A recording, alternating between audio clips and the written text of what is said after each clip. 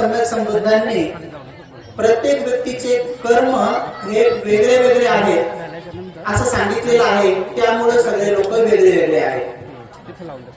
मग आपण सुद्धा हे जे सुख दुःख अनुभवतो, कधी जास्त प्रमाणात दुःख अनुभवतो, सुख कमी प्रमाणात अनुभवतो. कधी कधी जास्त प्रमाणात सुख अनुभवतो, दुःख कमी प्रमाणात अनुभवतो. कधी कधी दुःख आणि सुख समान प्रमाणात अनुभवतो. तर याचं पण कारण दुसरं काही नसून याला ईश्वर, परमेश्वर, आत्मा, परमात्मा जबाबदार नाही, याला कर्म जबाबदार आहे. मग कर्म कोणाचे? तर कर्म आपले जबाबदार आहे.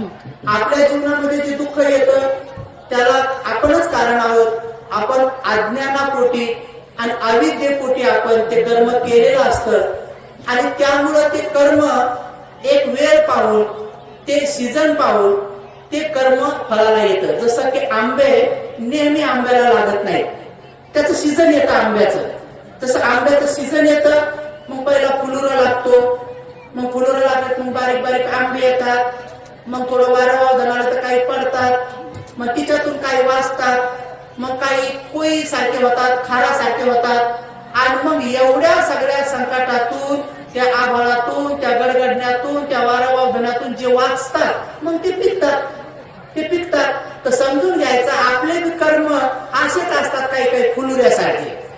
फुलुऱ्यासारखे म्हणजे ते येतात आणि फुटकून पडून जातात. काही काही असे येतात की थोडे वारावावधन आले की थोडं मोठं संकट आले की येतात, थोडे जाणवतात, थोडे कळतात, थोडे रडवतात आणि मग निघून जातात. तर काही काही असे असतात की खार नसतो लोणचं तशासारखे कोई सारखे होतात आणि मग थोडेसे दवाखान्यात जावं लागतं. मग कधी कधी माझ्यासारखं ऑपरेशन करावं लागतं, मग ते गाठ बाहेर काढावं लागते, मग कधी कधी ते वीज बाहेर काढावं लागतं. मग चांगलं पलंगावर 10-12 दिवस असं पडावं लागतं. मग लोक भेटायला येतात, मग बारीक तोड करून सांगावं लागतं, जेव्हा बरं वाटतंय, माझं बहिणी कसं वाटतंय, मग काय काय खाता, हे खाता का, मग गाडोपाणी घेता काय, नाही चालत नाही, मग ठेवा असं थोडं बेजार व्हावं लागतंय. आणि थोडी बेजारी झाली की मग ते निघून जाते, डबल दुसरं येते. लक्षात असं हे चालूच राहतंय. आणि कधी कधी डायरेक्ट पिकलेल्या आंब्यासारखं येतंय. म्हणजे ते काय करतंय, ते आपल्याला पुढे घेऊनच जातंय. म्हणजे काय करतंय, मृत्यूला घेऊन जातंय. आणि माणूस मेलं म्हणजे दुःख संपलं असं नाही. आंबा पाडाला लागला म्हणजे आंबा संपला असं नाही. त्या अगोदर लावलेल्या कोळीचं फळ म्हणजे आंब्यातला रस.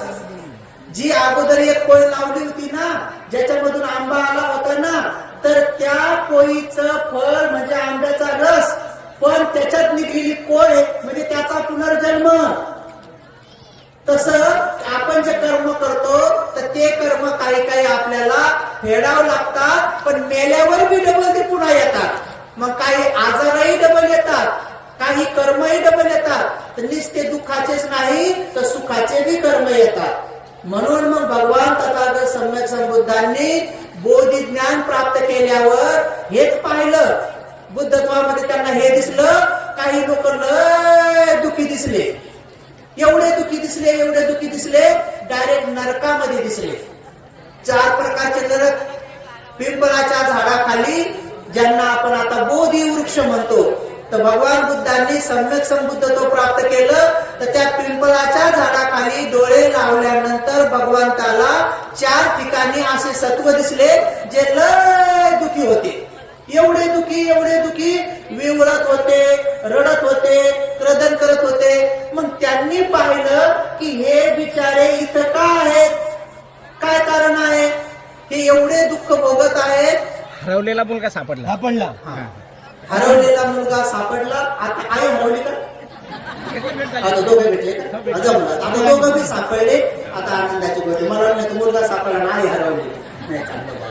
आता दोघं बी सापडलेले आहेत. आता जीवात जीव आला असेल, नाही तर कोणाचं सुरूच असेल, काय म्हणते तिचं बी सुरू चांगलं आहे. पण पोरग भेटेल का? आणि कुठं गेलं असेल ना. आणि काही असं असेल बाई 4 आता काही बघा हे लागले ते. आता काही काहीचं म्हणणं असं असं की बाई 4 वर्षाचं पोरगं बाई तोच काय सोडावं, आपलं लेकरू आपण जातो. 4 वर्षाचं लेकरू गेले खुशा सोडून बाई लागली असं कोणा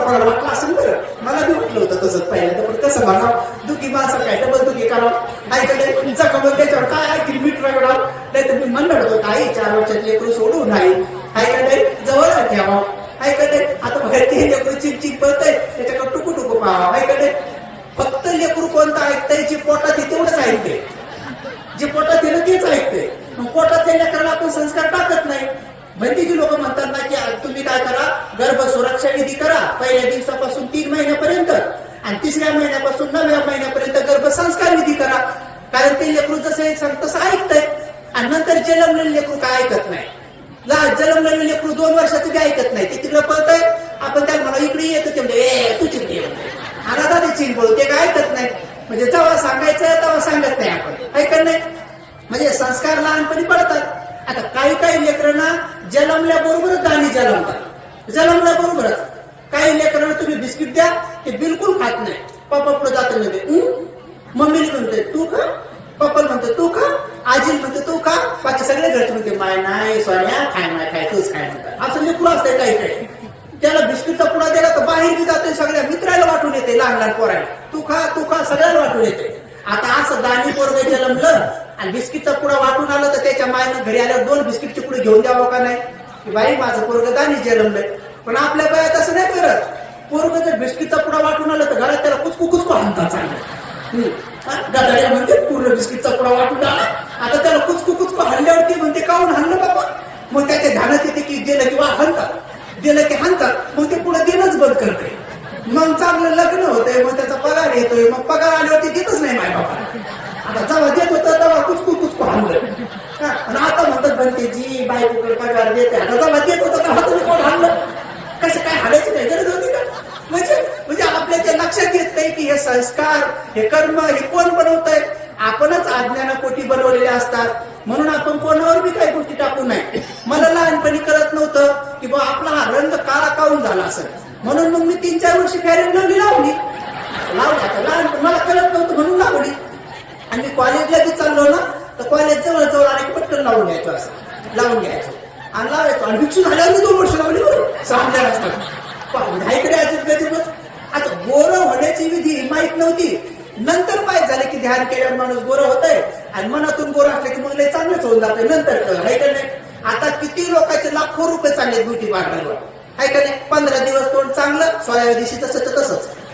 16व्या दिवशी कोणतरी म्हणते काय झालं असं काऊन झालं नंतर कोणीतरी तेव्हा त्याच्या लक्षात येते काऊन झालं म्हणून. लगेच नवऱ्या म्हणतात उद्या मला ब्युटी पार्लरला जायचं. कारण काय करा आता किती खर्च चाललाय. भगवान बुद्धाच्या काळात राणीचं गोदामचे गोदाम आणि एक मोठं महाल भरला होता. कशानं. पूर्ण सौंदर्याने, पूर्ण सौंदर्याचे सगळे साहित्य, सौंदर्याचे मेकअपचे, त्या काळातले राणीला आंघोळ करण्याचे नाना प्रकारचे वेगवेगळे प्रकारचे पाणी, नाना प्रकारचे सुगंधी द्रव्य, आंघोळी घालायला दास्या नोकरांनी. आणि राजाच्या लक्षात आलं अरे गड्या हे राणीला तर असं नाही कळणार. मग ज्या ठिकाणी भगवान सम्यक संबुद्ध होते त्या बगीच्याचं वर्णन केलं. आणि बगीच्याचं वर्णन करत राणीकडे वर्णन आलं की तो बगीचा लय चांगला आहे. कारण ती भगवान बुद्धाकडे जात नव्हती. काहून. तिनं असं ऐकलं होतं की भगवान बुद्ध असं म्हणतात की हे शरीर जे आहे ना, हे 3.5 हाताचं शरीर, याला 9 दरवाजे आहेत. आणि 9 दरवाजे वाटतं गाण बाहेर पडती. तर तिला असं वाटायचं नाही सौंदर्य आहे. आता भगवान बरोबर सांगायचे की आपल्या शरीराला 9 दरवाजे आहेत, मोठे 9 दरवाजे आहेत. आणि बारकाले लिहायचे, बारीक चित्र सगळं आणलं. आता 9 दरवाजा वाटतं घाणच बाहेर पडते. बघा आता हे 2 दरवाजे डोळे. आता सांगा बरं डोळ्यातून काय मोती बाहेर पडतात का, चांदी सोनं बाहेर पडतंय का. आता कोणाच्या तरी डोळ्यातून असं बसकन गुलाबजामुच पडले. असं काय झालं का कधी पाहिलं तुम्ही. कोणीतरी असं बसलं काय बनवलं आता मला काय आईस्क्रीमच खायची तर दिली आईस्क्रीम. असं काय डोळ्यातून आईस्क्रीम पडत नाही, गुलाबजामुन पडत नाही, रसगुल्ले नाही पडत. डोळ्यातून काय पडतंय चिपड गोम आहे का नाही. असं आहे का नाही. असे डोळे तर तिथे लहान लेकराचे. आता आमच्या लहानपणी असे चिपडायचे की दिवसा दिसत नव्हतं. सकाळी उठल्याबरोबर लय चिपडायचे. कोणाकोणाची फेतकीच असतात. असं काढले की बस. आता सांगा ह्या 2 डोळ्यातून 2 दरवाज्यातून घाणच भरती बाहेर. लगेच त्याच्याच आणि हे 2 दरवाजे नाकाच्या नाकपुड्या. बघा बरं नाकपुड्यातून काय श्रीखंड पडतंय का. कधी पाहिलं का तुम्ही की बाई नाकातून श्रीखंडच वाढला असं काढून घ्या बरं खावणार. आणि नाकातून काय बाहेर पडतंय. नाकातून शेंबूडच बाहेर पडतोय. वाळला तर मेकुड बाहेर पडतोय. कोणाचा हिरवा, कोणाचा पिवळा, कोणाचा ढवळा आहे का नाही. आणि तर कोणाला सर्दी झाली तर मग धारच लागती. पीठ मालता इथं पड तिथं पड भगुल्यात पड आहे का नाही. आणि मग जेवायला बसलेत म्हणजे माय मला भूकच नाही त्याला माहिती की आज डोळे पडले मुलीच्या सासऱ्याला सासून खाऊ घालतात माय बापन मध्ये थांबणं थोडे त्याला माहित असते की आपलं आज काय पडले मुलीच्या ऐकडे वाटतच पडते कधी कधी कोण असते. आता काय सांगावं आता हे 2 दरवाजे तेच देतात ना कारण आहे काय जे आहे ते बाहेर येईल मग ह्या 2 दरवाजे वाटत ते बाहेर पडते. आता त्याच्या खाली आणखी आलं की हे एक मोठा दरवाजा तोंड.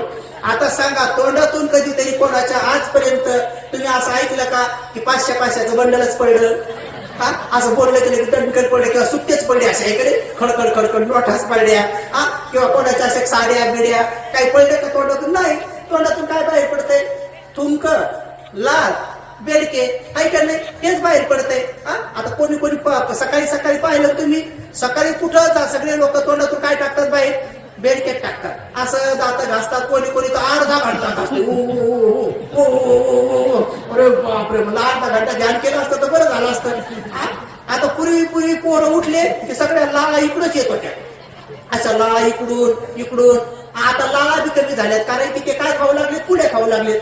पुढ्या खाऊ जी लाळ कामाची आहे जिबीच्या खाली 1 लाख ग्रंथी आहे लाळ चांगली आहे जेवण्याबरोबर पाण्याबरोबर पोटात गेली पाहिजे पचन चांगलं होतंय. पण आता पुढ्या खाऊ इकडे थुकू लागलेत थुकल्यानंतर मग कॅन्सर होतोय.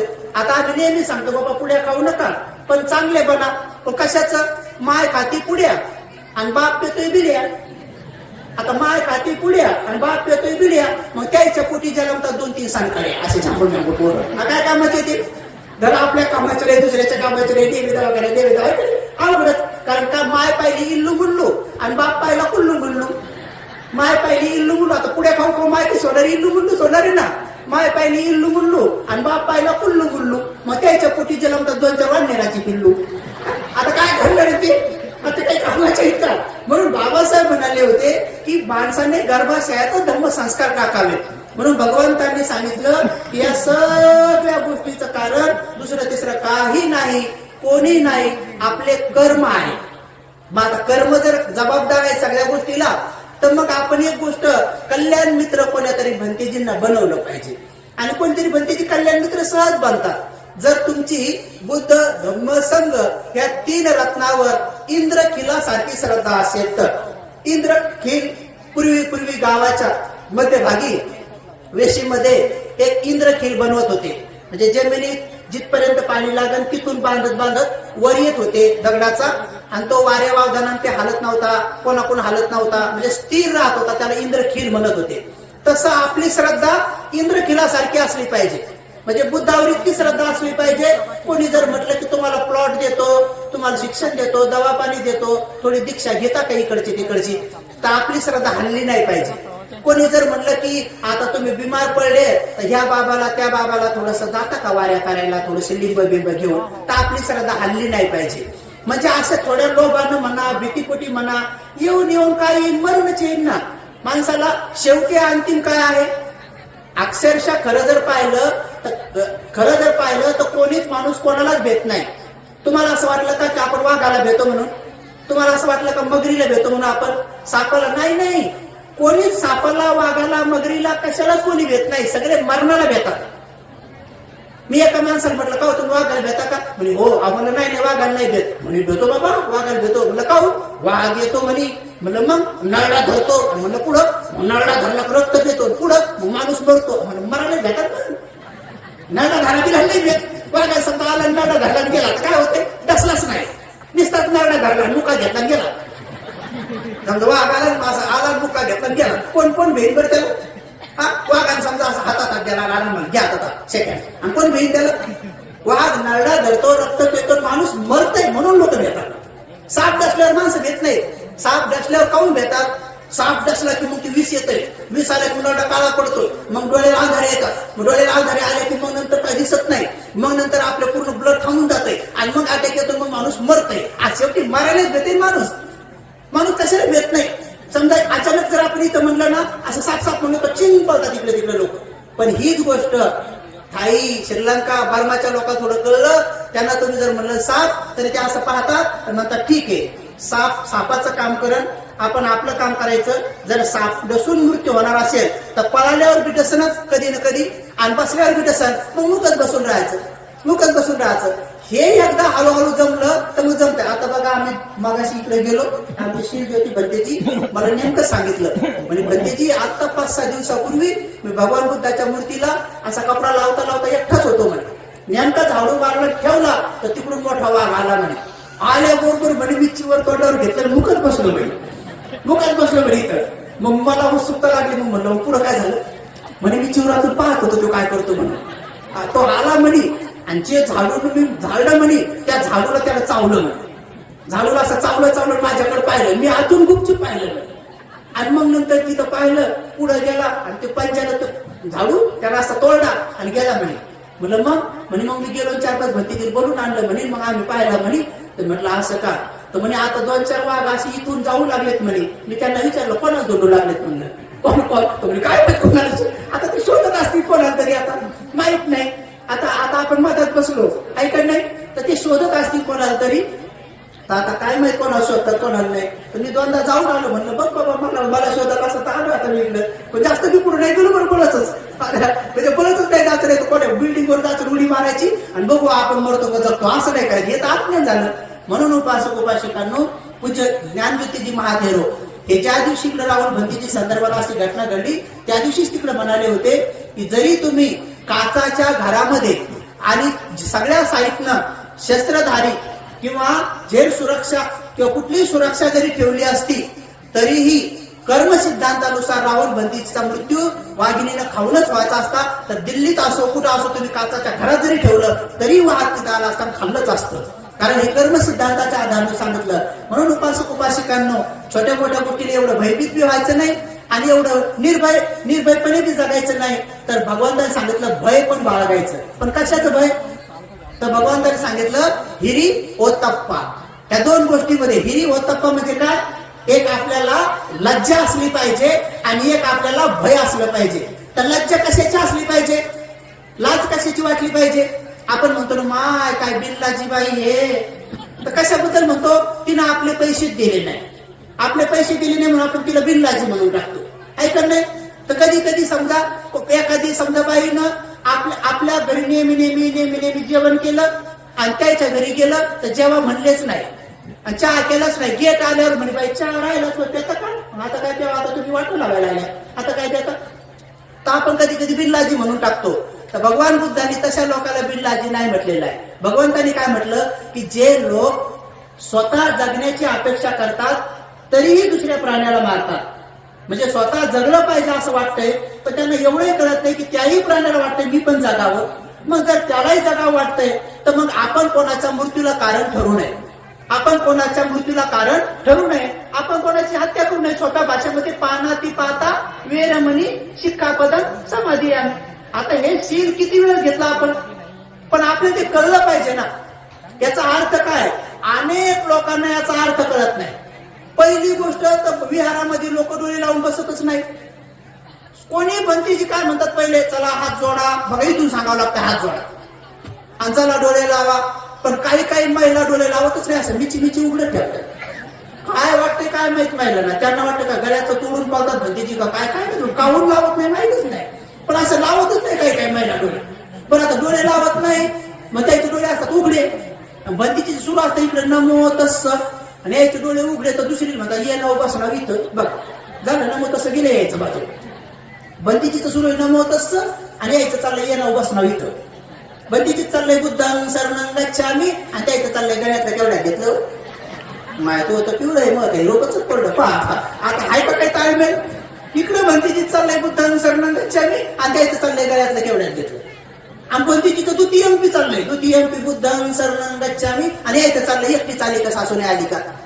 तिने ती माय तुला माहित नाही का सासू कोरोनात मेली का माय तुम्ही मेली का महिना मेली अजून म्हणजे यायची की भरायची ती कोरोना. अवघड समस्या आहे का नाही. आता यायचं तू टीएमपी तर टीएमपी झालं यायचं लक्षच नाही. यायचं तेच सुरू आहे. भंतीची तिकडे गेलं तर टीएमपी आता टीएमपी झालंय आणि मग भंतीचे म्हणतात पाना ती पाता वेरमणी. आता यायचं काही लक्ष नसतंय. यायचा अर्थ माहित नसतोय. भंतीचे म्हणतात पाना ती पाता वेरमणी आणि ते म्हणतात पाण्यात पाहता येण्यावानी शिक्का. अरे आता याचा काही मेळ आहे का. पानाती पाहता वेरमणी हे म्हणतात पाण्यात पाहता येण्यावाणी. तर एकदा नीट कळलं पाहिजे आपल्याला की याचा अर्थ काय आहे म्हणून कळलं. जसं आपल्याला जगावं वाटतंय तसं या सृष्टीवरल्या प्रत्येक प्राण्याला जगावं वाटतंय. त्या प्रत्येक प्राण्याच्या जगण्यामध्ये जर आपल्याला काही योगदान करता आलं तर नक्की करावं, पण त्याच्या मारण्याला आपण कारणीभूत नसावं. त्याचा अर्थ होतो पानातिपाता. म्हणजे सोप्या भाषेमध्ये मी प्राण्याची हत्या करणार नाही, हत्या करण्याचं कोणाला सांगणार नाही आणि हत्या करण्यामध्ये सहभागी होणार नाही. म्हणजे कायाने बी करणार नाही आणि तोंडाने बी करणार नाही. भंतेजी मी साप मारला नाही, पण एका पोराला म्हणलं मग मग मग मग म्हणजे वारे मार. पण तुमचं दुसरं शिर तुटलं ना तोंडानं, तुम्ही नाही मारलं पण मारायचं तर सांगितलं ना, ऐकलं नाही. आणि कधी कधी समजा आपण तोंडानं नाही सांगितला पण समजा कोण मारला म्हणला ताई तुमच्या घरात साप निघला होता मी मारला, बरं झालं बापा लय चांगलं केलंय, हे 5 रुपये घे चहा पे. म्हणजे काय केलं तुम्ही? शेवटी मूर्तीचं समर्थन केलं ना मनामध्ये. तुम्हाला जगा वाटतंय, तुम्हाला जगण्यासाठी सापाला मारलं, पण किती सापाला मारणार? एका सापाला मारून तुम्ही सापापासून सुरक्षित झाला असा अर्थ आहे का? पृथ्वीवर मोजता येणार नाही एवढे साप आहेत. आणि जर साप चावूनच मरण होणार असेल तर साप चावूनच. तुम्ही महालात राहा, कुठेही राहा, जिथं साप नाही अशा भूमीत राहा. पाण्यामध्ये सुद्धा आळीचा साप तयार होईल आणि मृत्यू येईल म्हणजे येईलच. मग कशाला मारायचं कोणाला? म्हणून हे पहिलं शील इतकं स्पष्ट आहे की ते कायाने बी पालन करा, वाणीने बी पालन करा आणि मनाने बी करा. म्हणजे याचा अर्थ असा नाही की बस सूक्ष्मातले सूक्ष्म जीव, जसं काही बिचारे लोक तोंडाला बांधतात असं म्हणतात सूक्ष्म जीव बी नाही मेले पाहिजे. आता जे बिचारे सूक्ष्म जीव दिसत नाहीत असे असंख्य जीव मारतात. रस्त्यानं चालताना आपल्या पायाखाली बी अनेक प्राणी मारतात. ही गोष्ट चक्कूपालाच्या संदर्भात क्लिअर केलेली आहे. चक्कूपाल नावाचे जे बिचारे भगवंताच्या काळात पूज्य अरहंत भंतेजी झाले होते तेव्हा त्यांचे डोळे गेले. ज्या दिवशी डोळे गेले त्या दिवशी अरहंत झाले. अगोदरच्या जन्मात ते डॉक्टर होते आणि त्यांनी दुसऱ्यांना डोळ्यातली दवा जरा चुकीची टाकली होती आणि त्यांच्यामुळे त्यांचे ह्या जन्मात डोळे गेले. भंतेजीचे हे कारण वेगळं आहे. पण ज्या दिवशी ते भंतेजीचे डोळे गेले त्याच दिवशी ते अरहंत झाले. असे डोळ्यासारखे डोळे होते पण दृष्टी गेली. डोळे दिसत होते पण त्यांना दिसत नव्हतं. आणि नेमकं वर्षवास संपला. वर्षवास संपला तर मग सगळे आपल्या भगवंताच्या दर्शनासाठी चालले. मग चक्कूपाल बी चालले. मग चालता चालता पाऊस पडला होता. मग गोगलगाई आणि वेगळे वेगळे छोटे मोठे किडे बाहेर आले. मग बाकीच्या भिक्षूंना दिसायचे म्हणून ते पाय टाकत नव्हते. पण बिचारे चक्षुपालांच्या पायाखाली बिचारे गोगलगाई वेगवेगळे प्राणी मेले तर त्यांचे पाय रक्ताने भरले. बरेच भिक्षूंनी पाहिलं की डोळे तर दिसतात पण असा कसा भिक्षू रे, आता हत्या करत चाललाय. साधं पहिलं सील बी माहित नाही का? पानाती पाता वेर म्हणे प्राण्याची हत्या नाही करू आणि भगवंताचा पुत्र असा कसा? ते बिचारे बरेच भिक्षू नाव ठेवू लागले. चक्षुपर आपले चालले आणि भगवंताच्या दर्शनासाठी सगळे भिक्षू कोणी प्रदक्षिणा घातली, कोणी पंचांग प्रणाम केला, कोणी साष्टांग दंडवत केला. प्रत्येकाने आपल्या आपल्या श्रद्धेनं खूप भगवंताचं अभिवादन केलं. भगवंतांनी सगळ्याचे चेहरे पाहिले आणि बरोबर चक्षुपालांची प्रशंसा केली. चक्षुपालांना काय म्हटले? भगवान हो हा माझा पुत्र शिनाश्रव झाला, आता आश्रव रहित झाला, आता आश्रव नाही. हा माझा पुत्र आता काय झाला? ब्रह्मचर्य पूर्ण करून आता माझा पुत्र जीवनमुक्त झाला. ब्रह्मचर्य पूर्ण झालं. ज्या कामासाठी किंवा ज्या ध्येयासाठी एक कुलपुत्र बेघर होतो आणि आपल्या संपूर्ण इंद्रियावर राज्य मिळवून तथागतांचा पुत्र बनतो आणि जो अरहंत बनतो त्या पदाला माझा पुत्र प्राप्त झाला. म्हणजे त्यांचं बेघर होणं आता सिद्ध झालं किंवा कारणी लागलं असं भगवान म्हणाले. म्हणजे याचा अर्थ बाकीच्या भिक्षूंनी भगवंताचे वचन ऐकल्याबरोबर अहो भगवान आपल्याला काय म्हणायचं की हे चक्षुपाल अरहंत झाले असं म्हणायचं का? तर भगवान म्हणतात हो अहो भगवान ते अरहंत जर झाले तर त्यांनी आमच्या समोर हत्या केली. आमच्या समोर त्याच्या पायाखाली किती गोगलगाई मेल्यात, त्यांच्या पायाखाली किती किडे मकोडे मेलेत. बघा ना त्याच्या पायाला तर रक्त पण लागलेलं आहे. तर भगवान मग तेव्हा सांगतात अरे भिक्षुंनो हत्या कधी होते? कारण हत्या होत असताना 5 गोष्टी एकसाथ घडाव्या लागतात. हत्या होताना 5 गोष्टी एकदाच घडाव्या लागतात. त्यातली पहिली गोष्ट हत्या करण्याचं आपल्या मनात असलं पाहिजे. हत्या करण्याचं आपल्या मनात असलं पाहिजे की मला आता हत्या करायची आहे. हत्याचं चित्त उत्पन्न झालं पाहिजे. हत्या करण्याचं चित्त उत्पन्न झाल्यानंतर हत्या करण्यासाठी साहित्य जमा केलं पाहिजे. साहित्य म्हणजे काठी म्हणा, लाठी म्हणा, तलवार म्हणा, भाला म्हणा, रस्सी म्हणा, दगड म्हणा, विष म्हणा किंवा काय काय ज्यानं माणसं किंवा प्राणी मारता येते ते साहित्य जमा करावं लागतंय. हे दुसरं. त्याच चित्तानं हत्या करण्याच्या चित्तानं ते साहित्य जमा करावं लागते. तुम्ही इरा घेता हातात तर हत्या करण्याच्या इराद्यानं नाही, तुम्ही चाकू घेता तर कांदा कापायच्या इराद्याने घेता. तुम्ही बी साहित्य जमा करता पण तुमचा इरादा नसतो. पण इरादा जर असला तर मग हत्या होते. तर हत्या करण्याचं मन असणे. दुसरी गोष्ट हत्या करण्यासाठी साहित्य जमा करणे. तिसरी गोष्ट हत्या करण्याच्या चित्ताने प्रहार करणे. प्रहार म्हणजे काठी अशी मारणे, चाकू असा खुपसणे, दगडाचा फेकून मारणे, रस्सी अशी धरून आवळणे किंवा एक वीस असं गुपचूप टाकणे किंवा जशा जशा पद्धतीनं मारता येईल तशा तशा प्रकारची कृती करणे. बघा, हत्या करण्याचं मनात असणे, हत्या करण्यासाठी साहित्य जमा करणे, हत्या करण्यासाठी कृती करणे आणि ज्याच्यावर कृती केली तो प्राणी सजीव असणे. नाही तर कृती केली दगडावर दगड मारला. आता काय कस काय कोणी मरण किंवा समजा तलवारीवर तलवार मारली किंवा लाकडावर तलवार मारली किंवा इकडे असं ही कस काय हत्या होईल. तर हत्या करण्यासाठी चौथी गोष्ट काय, प्रहार करताना सजीव प्राणी असणे, तो प्राणी सजीव असणे. आणि पाचवी गोष्ट, प्रहार केल्यानंतर तो सजीव प्राणी कायमचा मरून जाणे. अर्धा मेला तर हाफ मर्डर, पूर्ण मेला कायमचा मरून जाणे. मग ह्या 5 गोष्टी जर एकदा घडल्या तर मग त्याला म्हणतात पानाती पाता. म्हणजे तुमचं हत्याचं कर्म झालं. आता हे कर्म झालं, आता या कर्माच्या परिणाम स्वरूप मग भगवान म्हणतात जिथं जिथं तुम्ही उत्पन्न होसाल, ज्या प्राण्याची तुम्ही हत्या केली त्या प्राण्याच्या मानेमधून जेवढे रक्ताचे थेंब पडतील तेवढ्या वेळेस तुमची मान कापल्या जाईल आणि त्या प्राण्याच्या अंगावर जेवढे केस असतील तेवढ्या वेळेस तो प्राणी व्हावा लागेल. म्हणून पानाती पाहता सांगताना या 5 गोष्टी. आता बघा, आपण रस्त्याने जाताना आपला पाय असतो, साहित्य आहे, आपला पाय पडतो, प्रहार बी होतो. आपल्या पायाकडे मुंग्या कडी मकडे सजीव असतात, तेही येतात, ते कायमचे मरूनही जातात. 4 गोष्टी होतात पण एक होत नाही. कोणता? आपल्या मनात त्यांना मारायचं नसतं. कारण आपण इथून प्राण्याला मारायसाठी जात नाही तर आपण आपल्या घरी चाललो. तुमच्या घरून आले तर प्रवचन ऐकायसाठी आले. आता इथं तुम्ही असे हेतून आले का की तिथं मी बसेल आणि भंतीजीचं प्रवचन ऐकता ऐकताच मुंग्या बी मारेल, भंतीजीचं प्रवचन ऐकता ऐकता मुंगळे बी मारेल, नाही तर भंतीजीचं प्रवचन ऐकता ऐकताच पानाती पाता वेरमणी शिक्का पदा. तर मग ते यावरच का मी तोंडात म्हणायचं पानाती पाता. हेच काय सुरू आहे. काही काही लोक तर म्हणता म्हणता असं मच्छर हातावर बसलेले, हातावर मच्छर आणि म्हणणं सुरू आहे पानाती पाता वेरमणी. हे तर तोंडाने म्हणले की प्राण्याची हत्या करणार. हे काय केलं? मी इकडे अकोल्याकडे एकदा मुक्कामाला गेलो तर एका म्हाताऱ्या बाबांनी मला सकाळी 5 वाजता उठवलं. म्हणजे भंतीजी घ्या लवकर आंघोळ करून. अरे बापरे म्हणलं, काय कोळा बिला आहे का म्हणलं. काय म्हणलं, रावट्या बिल तरी करतो म्हणलं, झोपू द्या. नाही म्हणजे आंघोळ करा आम्हाला शील द्यायचं म्हणजे 6 वाजता.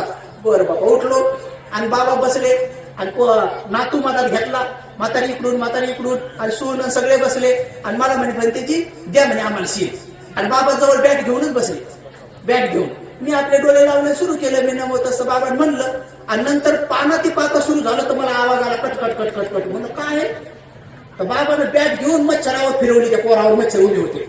बाबा म्हणे पानाती पाता कटकट कटकट कटकट वेर म्हणे कटकट कटकट कटकट. अरे बापरे म्हणलं, असं कसं पानाती पाता? म्हणजे पानाती पाता तोंडाने म्हणणं सुरू आहे आणि पोरावर मच्छर मारणं सुरू आहे. कटकट कटकट. म्हणजे आपला नातू सुरक्षित राहायला पाहिजे. आता त्या मच्छरात बी कोणाचं तरी नातू असलच नाही का? मच्छर सगळे बापाचे, मच्छर सगळ्या मम्म्याचे. मच्छरात बी नातू असलच ना कोणाचं तरी, पंतू असलच ना. म्हणजे आपला नातूसाठी मच्छराचं नातू, पंतू, आणखी संतू काय काय ते सगळेच मारायचे. म्हणजे ऐकण्या अवघडच का? म्हणजे काय किती आपण बघा ना स्वार्थी प्राणी आहोत. म्हणून भगवान तथागत सम्यक संबुद्ध सांगतात की अतिरेकाची हे बी टोक पकडायचं नाही आणि ते बी टोक पकडायचं नाही. मग कोणतं? मध्यमा पटिपदा तथागतेन अभिसंबुद्धा चक्षु करणी ज्ञान करणी उपसमाय अभिन्याय संबोधाय निब्बानाय संवर्तते. भगवान बुद्धाला संबोधीचं ज्ञान प्राप्त झाले मध्यम मार्ग आहे. मध्यम मार्ग आहे. जसं उदाहरणार्थ आता तुम्ही भिक्षुनी बनू शकत नाही आणि समजा तुम्ही भिक्षू बनू शकत नाही तर ठीक आहे, काय हरकत नाही. या जन्मामध्ये जर भिक्षुनी बनण्याचं आपलं चित्त जर तयार नसेल तर आपण मुक्त होऊ शकत नाही का? होऊ शकता. मग काय करायचं? मध्यम मार्ग पकडायचा. कोणता मध्यम मार्ग? की भंतेजी जसं जीवन जगतात तसं जीवन तर आपल्याला जगता येणार नाही, पण महिन्यातले 4 दिवस तरी जगता येईल. मग पौर्णिमेचा दिवस ऐका नाही, 2 अष्टम्या, चतुर्दशी. मग भगवंतांनी सांगितलं की मग भिक्खू भिक्षुनी सारखं 30 दिवस आपल्याला नाही जीवन जगता येत, तर कमीत कमी 4 दिवस भिक्षुनी व्हायचं. म्हणजे असं मुंडन करायची गरज नाही, कारण आता दर 8 दिवसाला कसं काय केस येते एवढे लांबाले, आणि तुम्हाला केसाची भली आसक्ती ऐका नाही. पाहिलं तुम्ही केस, बापरे बाप, केसासाठी आजकाल ती पालिश झाली अशी अशी. एका माणसाने डोक्याला लावले काही दिवसात त्याच्या मिशा ढवल्या झाल्या, मग त्यांना मिशाला लावलं. मग नंतर काय झालं, त्याची दाढी झाली डोळी, मग दाढीला लावलं. आता त्याच्या भोवया झाल्या ढवल्या. त्याला बाबा आता लावा भोवया. आता भोवयाला कसं लावा, आता भोवयाला लावलं, काही दिवसात त्याच्या अंगावरचे सगळे केस ढवळे झाले. म्हणलं बाबा कशाला राव त्याने, म्हणलं जी येते म्हणलं तो पहिला दूत आहे, म्हणलं देवदूत आहे. देवदूत आहे, आपल्या अंगावर आपल्या डोक्यात ढवळा केस होणं हा देवदूत आहे. म्हणजे तो सांगतो आपल्याला की आपण म्हातारपणाकडे चाललो. आता काही लेकराचे 10-12 वर्षात होते ते म्हातारपणा, असं नाही बरं, ते खाण्यापिण्यामुळे होते वेगळी गोष्ट. पूर्वीचे राजे लोक वारकाला सांगून ठेवायचे की जर माझ्या डोक्यात देवदूत दिसला तर सांग. आणि ज्या दिवशी वारकानं सांगितले महाराज तुमच्या डोक्यात मला देवदूत दिसला, म्हणजे ढवळा केस दिसला, तो राजा म्हणायचा सिद्ध करून दाखव. तर म्हणायचे महाराज तयार व्हा, तुमचं वंदन करतो, क्षमा मागतो, तुम्हाला वेदना होऊ शकते. तर राजाच्या परमिशन शिवाय जर केस उठवतो मान कापले जाईल ना. राजा बोले दर आले, तर मग तो म्हणायचं महाराज तुमची परमिशन जर असेल तर मी तुम्हाला देवदूत दाखवतो. ते म्हणायचं हा परमिशन आहे. मग तो बिचारा तो केस उपटून दाखवायचा. मग राजाला वेदना झाली की मग राजा पुढे म्हणायचा हे बघा महाराज तुमच्या डोक्यात सफेद केस झाला. मग राजा लगेच म्हणायचा की जा सोन्याचा रथ आणा, याच्या अंगावर सोन्याचे कपडे घाला, याच्या डोक्यात सोन्याचा टोप घाला, याला त्या रथात बसवा, गाव भरण्याची मिरवणूक काढा आणि याला हे सोनं बक्षीस द्या, कारण यानं मला माझा दूत दाखवलेला आहे. आणि लगेच म्हणायचं माझ्या मोठ्या पोराला बनवा, आणि मोठ्या पोराला बनवायचे आणि सांगायचे बाळा हे सगळं राज्य कसं चालवायचं. तर 7 दिवस आपल्या मोठ्या पोराला सांगायचं की महिन्यात ते 4 दिवस उपवासात पालन कर. या सगळ्या प्रजेला पंचशिलाचं पालन करायला शिकव. हे सगळी प्रजा आपल्या मुलासारखे संतांसारखी आहे. आणि तो राजा 7व्या दिवशी भिक्षू बनायचा, ग्रह त्याग करायचा. असे परंपरेनं 1 राजा 2 राजा 3 राजा सगळे राजा असे करत गेले. पण शेवटच्या राजाने तसं केलं नाही. त्याला ढवळा केस दाखवला, सगळं डोकं ढवळं वस्तू तो घरीच राहिला, तो काय गेलाच नाही. तर मग तिथून पुढे भगवंताने लय सुंदर सांगितलंय. पुढं मी तुम्हाला मोठ्या टोऱ्याने सांगू लागलो, थोडं माझा सांगू लागलो, लोणच्यासारखं पापडासारखं, कारण ते आवडते माणसांमध्ये. तर थोडंसं लोणच्यासारखं पापडासारखं कोणाकोणाला कसं बी आवडतो आहे का नाही. आता कधी लोकांना हे बी कळत नाही की कसं म्हणावं, काय म्हणावं आहे का नाही. बुद्धाच्या काळामध्ये भंतीजीला बोलावताना सुद्धा लोक म्हणायचे भंते भोजन तयार आहे. म्हणजे बघा याच्यात आदेश नाही ना, म्हणजे भोजन तयार आहे, यायचं ते या, आणि नाही यायचं नाही या, तुम्ही ठरवा, आमच्यावर अनुकंप करा. आता तसं नाही, बंदीजी चला भोजनाला दिलाच ऑर्डर आहे. आजकाल कोणाच्या घरी गेलो तर एकदा तर मी एका उपासिकेच्या घरी गेलो तर मला बंदीजी उठा तेवढी गोदडी घ्या म्हणवरची. बरं बा घ्या म्हणतो गोदडी घ्यायला घे. मला आता काली काय करा म्हणे बंदीजी उठा पल्लांगावर एका म्हातार बंदी तुम्ही इकडे व्हा, तुम्ही तिकडे व्हा, काय पोरी इकडे व्हा, ते पोरग उचला म्हणे आणि ते पोरग वर झोका. आता म्हणलं पोराचा झोका तर पोरग मुचलं तर बस गेलं भंतीजीच्या अंगावर. म्हणलं आता याच्यासाठी आम्ही भंती झालो, आता अवघडच काम आहे. एकदा बसमध्ये बसलो तर डायरेक्ट लगी 100 पोरग माझ्या मांडीवर घालून दिलं. आणि नवऱ्या म्हणे या नाव इकडं, भंतीजीला जागा धरली म्हणे. आता पोराचं तोंड तिकडं होतं तर मुकच बसलं ते. जेव्हा त्या माग मला पाहिलं असं चिरून जोऱ्याला आळलं. आता त्याच्या नाकातून असे शेबूड म्हणा, काय शेबूड कुसा काय, आता काय चिवर काय शेबूड कुसासाठी अवघडच काम आहे. मी ते आई म्हटलं आई या रडगाड्यातून बाहेर पडा आणि भंतीजी झालं म्हणलं. आता तुम्ही हे लेकरं आमच्याकडे आणून दिली, मला अवघडच काम केलं काय का नाही. म्हणजे आता आपल्याला समजतच नाही काय करावं काय नाही. भंतीजीला भोजन सांगितलंय आणि बंदीजी भोजन सांगितलं ना, अजून घरात काही असं टाकूनच ठेवलं नाही. आणि बंदीजी आल्यानंतर मग म्हणणं उभे राहा पोरी पटकन झाडू मारा बंदीची अंगावर माहिती आणि झाडू बंदीची अंगावर आहे का नाही. थोडं अजून माहिती नाही आपल्याला. तर कसं प्रकारे या सगळ्या गोष्टी शिकता येतात. म्हणून तसे पूर्वीचे राजे पण खूप चांगले होते. भगवंताने हा मध्यम मार्ग सुंदर सांगितला. म्हणून पहिलं शील जर आपण 3 अंगाने पक्क केलं तर बरोबर दुसरं शील आपल्याला पक्क करा वाटतंय. पाहता 5 शील आपले पक्के झाले तर एक दिवस त्या व्यक्तीला, मग ती माता भगिनी असो तो पुरुष असो, त्यांना आपोआप वाटतं की अरे आपल्याला या जन्मात भंतीची नाही व्हावं वाटत, आपल्याला या जन्मात भिक्षुनी नाही व्हावं वाटत, मग चला महिन्यातले 4 दिवस आपण उपवासात पालन करू. मग त्या पौर्णिमेच्या दिवशी जसं आज अष्टशील घेतलं ना तुम्ही, तर मग ते अष्टशील घेतात. अष्टशील घेतात तर नुसतं घेतच नाही, तर अष्टशील पालन करतात. आता ऑनलाईन बघा, कोरोनाच्या टायमामध्येच मी लोकांना ऑनलाईन अष्टशील देणं सुरू केलं. आता गज फोडून सांगतो तरी अजून लोक फोन करून विचारतातच. असं विचारतात जस काय माझ्याच हातात सगळं. काही काही मला फोन करून विचार, भंतीजी थोडीशी पोहे खाल्ल्यात चालेल का हो? जस काय मी बुद्धच आहे, म्हणजे मी परमिशन दिलं म्हणजे जमलं. मी म्हणलं आता तुम्हाला सांगितलंय सरळ सरळ मी खाल्लं भोजन येणं बरी, त्याचा अर्थ फोडू सांगितलंय तिथला, तरी काही काही लोक नवीन विचारतातच. एकदा तर सांगितलं बा सुगंधी द्रव्य ब्रिव्य काही लावू नये, असं तसं नाही. फोडून सांगितलं, फेअर अँड लवली पावडर, विको टर्मरिन आहे, कॉस्मेटिक काय काय ते सगळं सांगितलं फोडून. तरी एक माणूस म्हणे, भंतेजी मग साबण लावावं का नाही? आता माहिती नाही आपलं का म्हणे साबणाचा निवास येतोच, म्हणे साबण लावा का नाही? तर मी म्हटलं नाही लावा, पण हाताला लावा, हात धू घ्यावा म्हणलं, तेवढं तरी करावं. एक माणूस तर असा फोन केला म्हणे, भंतेजी तुम्ही सांगितलं सफेद कपडे घाला 24 घंटे. अहो म्हणे मला रात्री बिना कपड्याची झोपच येत नाही म्हणे, मला कपडे काढून लुंगी घातल्याशिवाय झोप येत नाही म्हणे. आता कसं काय करू म्हणे, आता सांगा बरं म्हणे. मला कायच काय म्हणलं आता म्हणे, एक काम करा गडी पुडी करा आणि कुशाला ठेवा म्हणलं, टुकू त्याच्याकडेच पहा. मला आठवलं आमच्या भगवत काय सांगितलं, संघटी जवळ ठेवा म्हणलं, द्यायला सांगून म्हणलं बाबा बाजूला ठेवा. आता काय करावं? लोक नवीन प्रश्न विचारतात, कारण त्या बिचाऱ्यांना काय करावं समजत नाही. म्हणून उपासक उपासिकांनो वारंवार विचारत राहा. ते म्हणतात ना, कालेन धम्म सवनं एतं मंगल उत्तमं, ऐका नाही, कालेन धम्म साकच्छा. वेगवेगळे प्रश्न विचारला पाहिजे, पण असे प्रश्न नाही विचारायचे आम्हाला जी युपीएससी मध्ये विचारले जातात, एमपीएससी मध्ये विचारले जातात. म्हणते ती थिटा कॉस म्हणजे काय, तसं नका विचारू बाबा. आम्हाला ते गणित पिढे तर तसं नका विचारू. तर विचारा बाबा दुःख म्हणजे काय, दुःखाचे प्रकार 12 भगवंतांनी कसे सांगितले. जाती पे दुःखा, जरा पे दुःखा, व्याधी पे दुःखा, मरणं पे दुःखं, अपिये ही संपयोगो दुःखो, पिये ही विपयोगो दुःखो, यम पेंशन न लभती तंपी दुःखम, संकितेन पंचुपादान खंदापी दुःख. हे 12 दुःख भगवंतांनी सांगितले बरोबर. जन्म होणं दुःख, म्हातारा होणं दुःख, रोग होणं दुःख, मरून जाणं दुःख, आपली आवडीची व्यक्ती दूर निघून जाणं दुःख, आपल्या न आवडणारी व्यक्ती वस्तू जवळ येणं दुःख, आपल्या मनासारखं न होणं दुःख. हे झाले 7.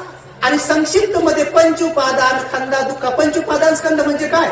हे अग्नी, वायू, जल, पृथ्वी हे 4 घटकाचं बनलेलं शरीर आणि एक मन. हे पंचउपादान स्कंद. हे 7 आणि 5 12. हे 12च दुःख आहे. आता तुम्ही म्हणता 5चं दुःख कसं आहे? आता बघा, बसल्यानंतर आपण किती वेळा असं बसलो का? नाही. कोणी असं बसलोय, कोणी असं बसलोय, कोणी असं बसलोय. काऊन? कारण 4 जे घटक आहेत, अग्नी, वायू, जल, पृथ्वी. पृथ्वी धातू आपला जास्त वाढला की मग मांडी दुखती, कमर दुखती, म्हणजे भाग आहे का नाही पृथ्वीचं दुःख. आणि समजा घाम आला तर घाम आला का आपण असं करत बसतो की नाही, तर समजून घ्यायचं आहे की नाही, अग्नी धातूचं, पाणी धातूचं दुःख. तर ते काहून दुःख होत आहे? तहान लागली, भूक लागली. हे 4 घटक आपल्या शरीर बनलेलं आहे त्याचं, अग्नी, वायू, जल, पृथ्वी. आणि मनासारखं नाही झालं. समजा प्रवचन खूप चांगलं दिलं, पण आपली कमतरता आहे की आपल्याला ते समजण्याजोगं अजून ज्ञान नाही प्राप्त झालं. हे प्रवचन समजण्याजोगं समजा आपल्याला ज्ञान नाही प्राप्त झालं, ते आपली कमतरता आहे. पूज्य भंतेजींनी खूप चांगलं सांगितलं, पण आपलं अजून तेवढं ज्ञान नाही, आपलं चित्त तेवढं तयार झालं नाही. मग काय होतं? आपल्या मनातले जे 4 घटक आहेत, संज्ञा, विज्ञान, संस्कार आणि वेदना, हे 4 घटक जे असतात, ज्याचं मन बनतंय, मन आपल्या भाषेमध्ये त्याला माइंड म्हणतात, मॅटर अँड माइंड.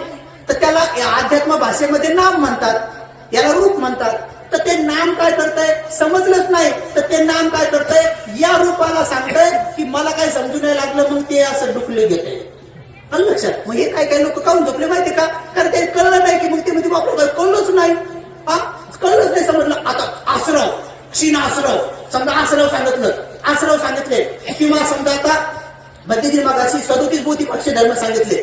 आता समजा एखाद्याला नाही कळलं, ज्यांना कळलं ते असं मस्त टक पाहत होते आणि ते मस्त असं करत होते, ऐकत होते. काहून? की कारण त्यांच्या संज्ञानं कळलं की हे काय आहे, हे 37 बोधिपाक्ष धर्मामधलं हे सतीपट्टन चार चार चार रीतिपाद आहेत. हे आता हे काय आहे, हे पंचेंद्रिय आहेत. हे नंतर आता असं काय सप्तबोधांग आहे, हे अठ्ठांगी कुंभक आहे. हे ज्यांना कळलं तर त्यांचं चित्त तयार होऊन जातंय. म्हणजे संज्ञा विज्ञान बनती, विज्ञान संस्कार बनतात, संस्कार वेदना बनतात आणि चित्तामध्ये कोणत्या वेदना, सुखद वेदना उत्पन्न होतात आणि त्यांचा चेहरा प्रसन्न होतो आणि त्यांना ते समजतंय. आता इकडे काय झालंय, संज्ञा तयार नाही झाली, त्यामुळे विज्ञान बी नाही आणि संस्कार मग कोणते समजले नाही. ते संस्कार मग डुकली घेतली गेले झोपून आणि ते म्हणते थोडे परकड टाकते आणि ते हसवणारे भरतीचे आले की मग सांग मग उठव. म्हणजे आता काय करायचं, नुसतं हसा मी समजा नुसतं हसून बी काय फायदा आहे. मोठं अध्यात्म प्रवचन करायचं नाही. आता मध्ये मध्ये आता मी थोडं मध्ये याच्यासाठी मी थोडंसं सांगतो की जेणेकरून थोडं कळावं. पण बघा इथे एवढे महान ज्ञानी विद्वान भिक्षू लोक आहेत की तुम्ही ते समजण्याजोगं सुद्धा समजा. कशामुळे घडतंय सगळं, अठ्ठकलाप. अठ्ठकलाप म्हणजे मनाचे चार भाग, संज्ञा विज्ञान संस्कार वेदना, हे मनाचे चार भाग आहेत. शरीराचे अग्नी वायू जल पृथ्वी हे चार, हे 4 आणि 4 8, हे 8 अलग नाहीत. या 8ही मिळून एक इकाई बनते. जसं की रव्याचा दाना, जसं की खसखशीचा दाना, जसं की आता समजण्यासाठी रव्याचा दाना बी खूप मोठा आहे. तर आपले 8ही गोष्टी एकत्र असलेली एक पेशी अणु रेणू परमाणू. तुमच्या भाषेमध्ये RNA DNA, तुमच्या भाषेमध्ये लाल पेशा ढवळ्या पेशा. आपण नाही म्हणत का प्लेटलेस, त्याच्या ढवळ्या पेशा कमी झाल्या आता किवी खा नाही तर मग ते पपयाचा रस खा. तर त्या पेशाचं बनलेलं शरीर. तर त्या पेशीमध्ये असतात 8 गोष्टी. कोणत्या असतात, नामाच्या असतात 4. नामाच्या म्हणजे मनाच्या म्हणजे माइंडच्या. म्हणजे कोणत्या, संज्ञा म्हणजे ओळखण्याचा प्रयत्न करणे, विज्ञान म्हणजे पक्क ओळखणे, संस्कार म्हणजे प्रतिक्रिया करणे, वेदना म्हणजे अनुभव घेणे. हे डोळे निर्जीव आहेत. त्या डोळ्यामध्ये जोपर्यंत सजीव मनाचा पहिला पार्ट येत नाही तिथून प्रकृती होत नाही. म्हणून आंधळ्या माणसाला दिसत नाही. काळा एक गोर एक काय आहे म्हणून आंधळ्या माणसाने उदाहरण दिलेलं, हत्तीवरून हात फिरवल्यानंतर सगळ्या आंधळ्याने सांगितलं होतं हत्ती सुपासारखा आहे, हत्ती जाडू सारखा आहे, हत्ती कुठ्यासारखा आहे. काहून की त्यांना इथं संज्ञा तयार झाली नाही, विज्ञान तयार झालं नाही, संस्कार नाही, वेदना नाही. पण आंधळ्या माणसाच्या कानाचे मात्र कान ऐकू येते त्यांना. म्हणून त्यांना शिवीचे शब्द, गाण्याचे शब्द, प्रवचनाचे शब्द त्यांना कळतात. कारण त्यांचं हे इंद्रिय जरी काम करत नसलं तर हे इंद्रिय काम करतंय. इंद्रिय किती आहेत, 6. कान नाक डोळे जीभ त्वचा मन. आणि त्या प्रत्येकाचा विषय आहे. डोळ्याचा विषय आहे रूप, कानाचा विषय आहे शब्द, नाकाचा विषय आहे गंध, जिभेचा विषय आहे रस टेस्ट चव, शरीराचा विषय आहे पोठप्प म्हणजे स्पर्श धक्का असं. त्याच्यानंतर आहे मनाचा विषय आहे धम्म म्हणजे विचार. ते 6 इंद्रिय आपल्या विषयाला काम करतात आणि सगळ्यात बद्दल करतात. आता बघा साप डोळ्याला माहित नाही साप आहे म्हणून, डोळे निर्जीव आहेत. असं अंधारामध्ये जर काही पडेल असलं तर डोळ्यामध्ये आपल्या मनाचा पहिला पार्ट येतो, त्याचं नाव आहे संज्ञा. आणि ती संज्ञा काही वेळातच विज्ञान बनते. जर ती विज्ञान बनली नाही तर तोपर्यंत आपण म्हणतो काय रस्सी आहे का काय, गाडी आहे का काय, सावली आहे का काय. हे असं काऊन बोलतो आपण, कारण अजून डोळ्यात विज्ञान तयार झालं नाही. म्हणून आपण म्हणतो हे काय आहे, ओळखलं जात नाही अजून. आणि लक्षात अजून ओळखलं नाही.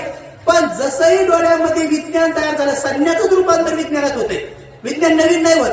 दुधाचं रूपांतर दह्यात होते, दह्याचं लोण्यात होते, लोण्याचं तुपात होते. आणि लक्षात, तर तुपामध्ये दूध दिसत नाही पण दुधाचा तो डेव्हलप प्रकार आहे. तसं हे वेदना या संज्ञाचाच डेव्हलप प्रकार आहे. समजलं तुम्हाला? समजण्यासाठी पुन्हा पडून सांगतो की पुढे असं रस्सी आहे का, काडी आहे का, सावली आहे का काय आहे, हे डोळ्याला कळत नाही. डोळ्यामध्ये मनाचा संज्ञा नावाचा पार्ट येतो आणि तो प्रयत्न करतो आणि लगेच संज्ञाचं रूपांतर विज्ञानात झालं. विज्ञान म्हणतंय की नाही, रस्सी बी नाही, काडी बी नाही, सावली बी नाही, साप आहे. आणि ते विज्ञान आणखी पक्क तयार होते. कोणतं, साप बी साधा नाही, नाग हे, धामीन हे, फुफ्फुस हे, जे काय असेल ते तुम्हाला जेवढे नाव माहित असतात, बरड हे, अजगर हे. मग जसं आहे तशी प्रतिक्रिया. सापाची माहिती जर भरपूर असेल मग तो म्हणून धाम म्हणे डसल्यावर काय होत नाही, थोडं चुनचुन होते, बस फक्त आम सुचते, मग त्याला एवढं भय उत्पन्न होणार नाही. आणि नाक दिसला जोरीला डसल्यात माणूस मरतोय, मग घोणस डसल्यात माणूस मरतोय. हे जसं पाहिलं तसं प्रतिक्रिया होती, आहे का नाही. आता समजा वाघाचं नेमकं जन्मलेलं पिल्लू जर तुम्ही पाहिलं तर एवढे व्यसन का, वाघाचं पिल्लू पाहिलं पिल्लू तर आहे वाघाचं, पण नंतर त्याचा पप्पा आला, आहे का नाही, त्याचा पप्पा नाही तर मम्मी आली, मग आपण म्हणू मम्मी तर आहे नाही, बापरे वाघीण, आहे का नाही. पाहिलं तुम्ही पिल्ल्याला काऊन आपली संज्ञा एवढी घाबरत नाही आपण. तर तसं या डोळ्याने पाहिलं तर संज्ञाचं लगेच विज्ञान झालं. आज विज्ञानाने ओळखलं साप आहे. आणि सापाबद्दल कसे संस्कार आहेत आपले, सापाबद्दल अनेक जन्मात आपण भीतीचे संस्कार केलेले आहेत. म्हणून साप पाहिल्याबरोबर आपण म्हणतो म्हणून आरडतो. समजलं का. साप पाहिल्याबरोबर आपण लगेच गुलाबजामुन सारखं खात नाही. साप पाहिल्याबरोबर असं घेतलं आणि गुलाबजामुन खाल्ल्यासारखं खात नाही, घाबरून जातो आपण. का घाबरतो, कारण सापाबद्दल संस्कार आहेत भीतीचे.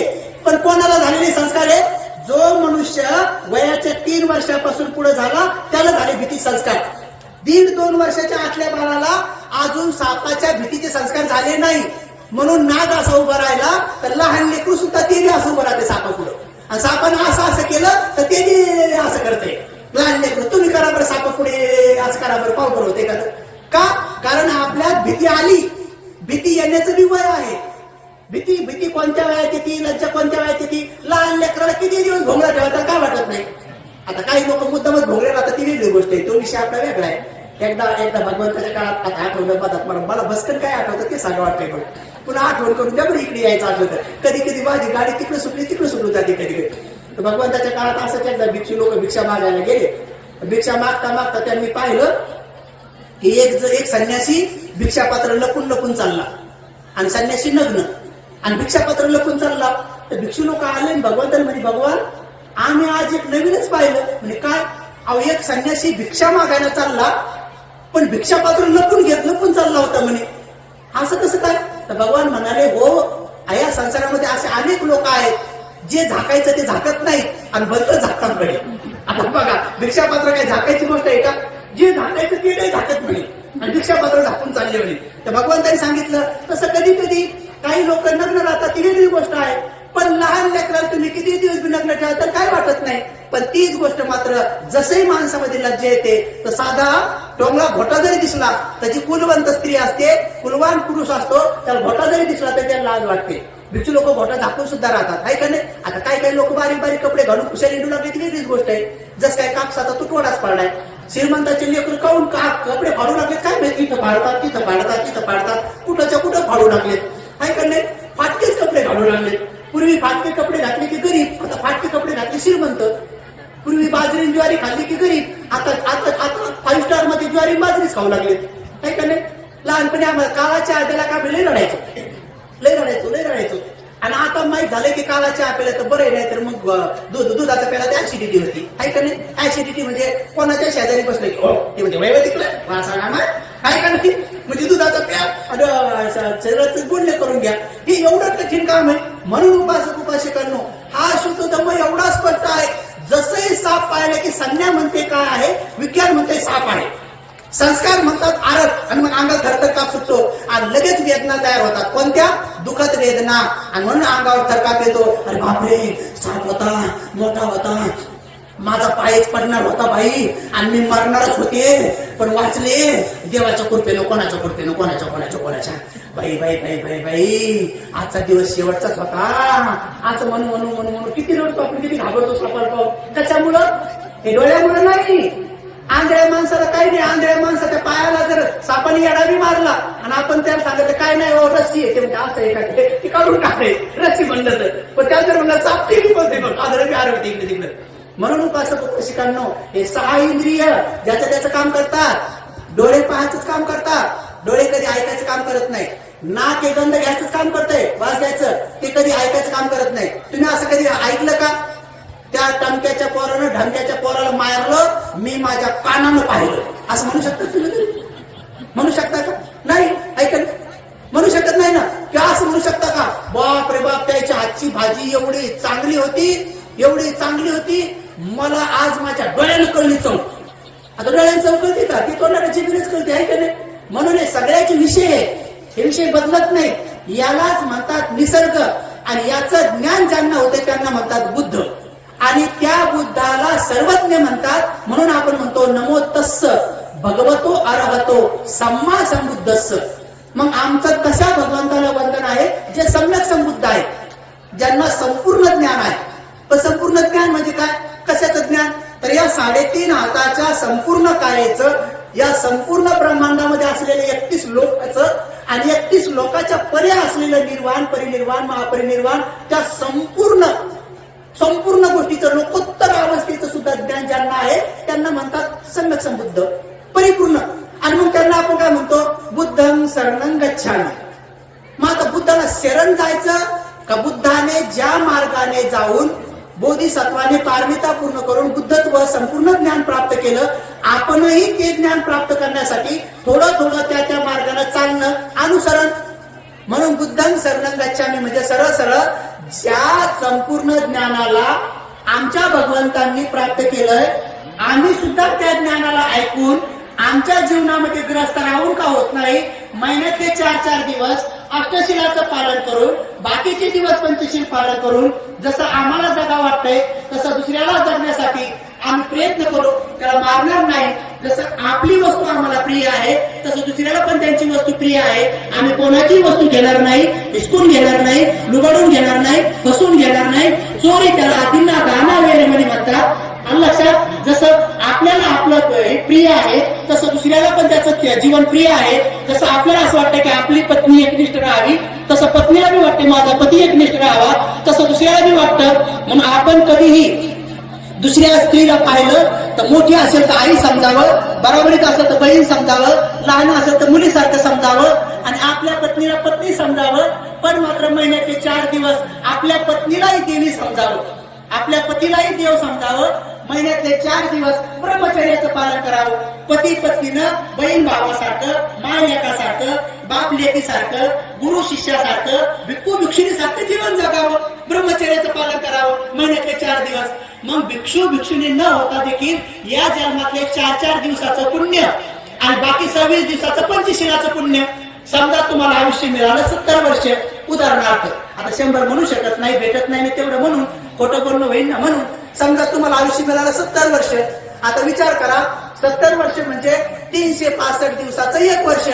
आता 70 गुणिले 365 करा बरं. कोणाचं गणित पक्क आहे, मीच करतो बरं, सांगून टाकतो मग तुम्हाला, म्हणजे मग तुमच्या लक्षात येईल आणि तुमचा भ्रम बी निघून जाईल की किती दिवस राहिलेत आपल्याकडे म्हणून.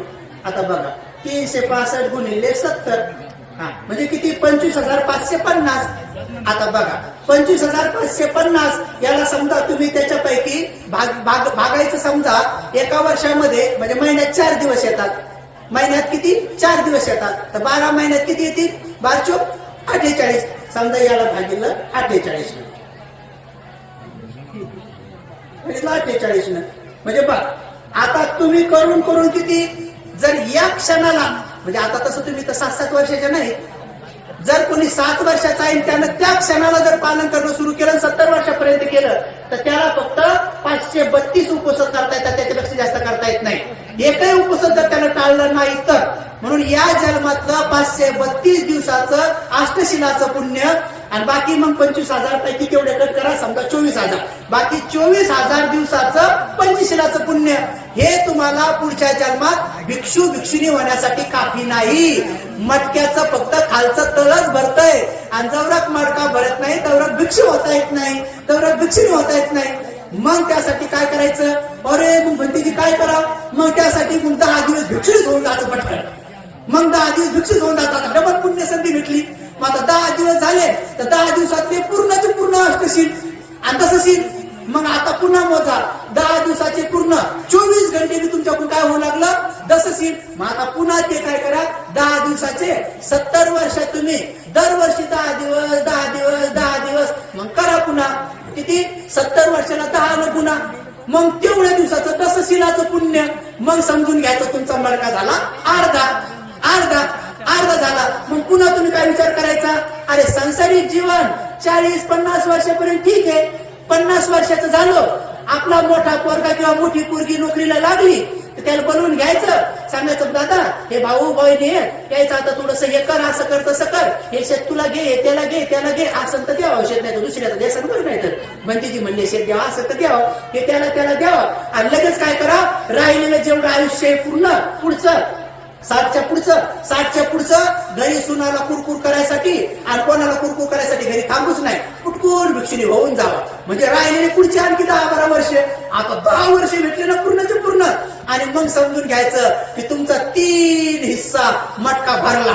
3 हिस्सा मटका भरला आणि भरला तर मग त्या राहिलेल्या पुढच्या आयुष्यात म्हणजे वयाच्या शेवटच्या 10 वर्षात जरी तुम्ही भंतेजी झाले तर मग भंतेजी कसं व्हावं? जसं पूज्य भंतेजी झाले, मग पैशाला हात लावत बसायचं नाही, कारण पैसे तुम्ही पाहून बसलेत, तुम्ही सगळं पाहून बसलेत ना. तुम्ही सोयरी पाहून बसलेत, ऐका नाही, सोयरीकीमध्ये पसंत केलंय, बायको पाहून बसलेत, पुढे लेकरू पाहून बसलेत, पोरगी पाहिली, कोण सून पाहिली, जवाई पाहिला, नोकरी पाहिली, पैसा पाहिला, प्लॉट पाहिला, घर पाहिलं, शेतीबाडी पाहिली, सगळं पाहिलं. मग आता इकडे आल्यावरती कशाला पाहावं? डबल ऐका नाही, तर मग डबल बसायचं, डबल पैसे मोजतच बसायचं बंदीत झाल्यावर. ऐका आता आम्ही मोजतो, सध्या सोडावं लागणार आहे आम्हाला, हे सांगता नाही तुमचं. मी सांगेल लोकांना 100 रुपयाच नाकाना असं व्हायचं नाही, तर ऐका नाही, थोडं त्याचं कारण नाही, थोडंसं वेगळं. पण ही गोष्ट खरी आहे की ज्यांनी पैशाला हात लावून सगळ्या गोष्टी सोडल्या ते सगळे विमानात बसलेले आहेत. जे आमच्यासारखे समजा पैशाला हात लावतात ते सध्या ट्रेन मध्ये बसलेले आहेत. आता ट्रेन कधी थांबली, 1 घंटा 2 घंटे कुठं याचा काही नियम सांगता येत नाही, अवघडच प्रवास आहे. आता बाकी ते समजा म्हातारपणात भिक्षी होऊन सुद्धा पुन्हा त्याच कटकटीमध्ये पडले तर मग काय होईल? तो मटका भरण का?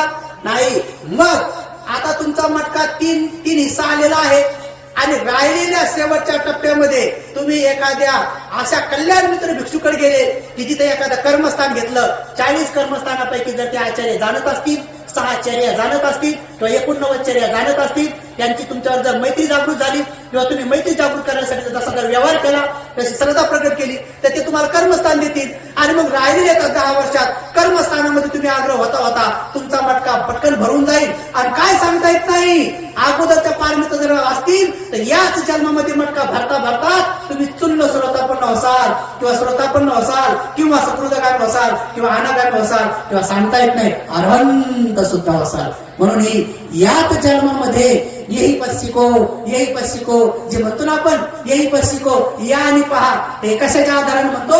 याच्याच आधाराने म्हणतो. म्हणून उपासक उपासिकांनो, मनुष्य जन्म आहे, या जन्मात येऊन बोधिसत्व व्हावं लागतं, या जन्मात येऊन आनंद बनावं लागतं, या जन्मात येऊन सम्यक संबुद्ध बनावं लागतं. तुझीच देव लोकांमध्ये येणारे बुद्ध बसलेले असतात ध्यान करत, असंख्य कालावधीपर्यंत, मोजता येत नाही तेवढ्या कल्पापर्यंत बसलेले असतात, पण तिथं सम्यक संबुद्ध होता येत नाही. का? कारण तिथं नाम आणि रूपाची जी विधी, विपස්සना विधी जी आहे ती तिथं करता येत नाही. म्हणून त्यांना इथं मनुष्याचा जन्म ग्रहण करावा लागतो. या मनुष्याच्या देहामध्येच अनंत पद प्राप्त करता येते, इथंच बुद्धत्व प्राप्त करता येते, इथंच चक्रवर्ती सम्राट पद प्राप्त करता येते, इथं सगळे पद प्राप्त करता येते. एवढा सुंदर मनुष्याचा देह भेटला. म्हणून कळत न कळत ज्या गोष्टी घडल्या असतील, फाटलेल्या कपड्याला शिवणं हा इलाज आहे, मळलेल्या कपड्याला धुणं हा इलाज आहे, मळलेल्या डोक्यामध्ये शॅम्पू लावून त्याला धुणं इलाज आहे, भांड खराब झालं त्याला स्वच्छ करणं इलाज आहे. आपल्याकडून कळत न कळत 25 तुटला असेल ते सोडून द्या. पश्चाताप ही गोष्ट बौद्ध धर्मामध्ये नाही, सोडून द्या. जर हत्याचं कर्म जर आपल्याकडून झालं असेल तरी आता इथून पुढे तुम्ही प्राण्यावर लालन पालन करा. जर चोरी होऊन पडली असेल आपल्याकडून, आता इथून जाणीवपूर्वक दान देणं सुरू करा. जर कदाचित आपल्याकडून दुराचार बी झाला असेल, कदाचित दुराचार झाला असेल, परपुरुष गमन, परस्त्री गमन झाला असेल, पश्चाताप नका करू. त्याच्यावर एकच इलाज आहे, आता जाणीवपूर्वक ब्रह्मचर्याचं पालन करा, कटाक्षाने ब्रह्मचर्याचं पालन करा. आता आपल्या पुरुषासोबत सुद्धा पौर्णिमेच्या दिवशी, चतुर्दशीच्या दिवशी, 2 उपवासाच्या दिवशी आपल्या पत्नीसोबत सुद्धा एकत्र यायचं नाही. ब्रह्मचर्याचं पालन करा. तेच इलाज आहे, तीच सुई आहे, तेच शिवण आहे. जर दुराचार झाला असेल तर त्याला नष्ट करायला दुसरा इलाज नाही, ब्रह्मचर्याच इलाज आहे. ब्रह्मचर्याचं पालन केलं ते सगळे कर्म जाळले जातात. कसे जाळले जातात? कुजवले जातात. कसे कुजवले जातात? समजा उदाहरणार्थ तुम्ही कणग्या पाहिले का? कणग्यामध्ये धान्य साचवत होते आणि कणग्याला खालून बोळा होता. समजा त्या कणग्यामध्ये 1 क्विंटल गहू आहे आणि खाली तुम्ही समजा बोळा काढला, 10 किलो गहू दळून आणले, 20 किलो दळून आणले आणि 90 किलो दळून आणले, 90 किलो गहू दळून आणले आणि वरून पुन्हा 100 किलो टाकले तर ते खालचे 10 किलो पुन्हा तुम्ही दळून आणू शकता.